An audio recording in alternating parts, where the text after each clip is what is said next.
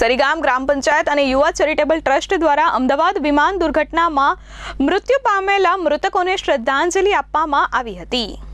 ઉમરગામ તાલુકાના સરીગામ સેવા સદન હોલ ખાતે સરીગામ ગ્રામ પંચાયતના શિક્ષિત સરપંચ સહદેવ વઘાત તથા યુવા ચેરિટેબલ ટ્રસ્ટના ચેરમેન રાકેશ રાયની અધ્યક્ષતા હેઠળ અમદાવાદની ગોજારી વિમાન દુર્ઘટનામાં વિમાનમાં સવાર મુસાફરોના મોતને પગલે શ્રદ્ધાંજલિ કાર્યક્રમનું આયોજન કરવામાં આવ્યું હતું, જેમાં મોટી સંખ્યામાં લોકો જોડાયા હતા અને અમદાવાદ પ્લેન ક્રેશ દુર્ઘટનામાં મોતને ભેટેલા તમામ મૃતકોને પુષ્પ અર્પણ કરી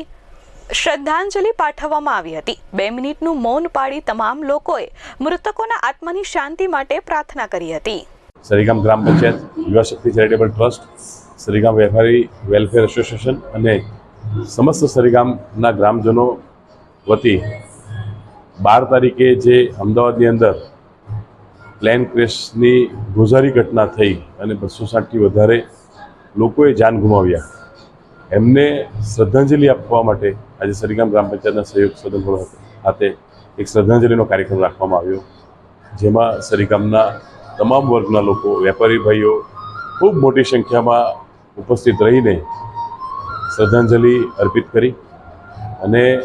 શોક સંતપ્ત પરિવારોને આ આઘાત સહન કરવાની પ્રભુ શક્તિ આપે અને જે લોકોએ જાન ગુમાવ્યા છે એવા તમામ મૃતકોને પ્રભુ એમના શ્રી ચરણોમાં સ્થાન આપે। અમિત સિંહ રાજપૂત સાથે પ્રશાંત પંચાલ, S24 ન્યૂઝ, સરીગામ।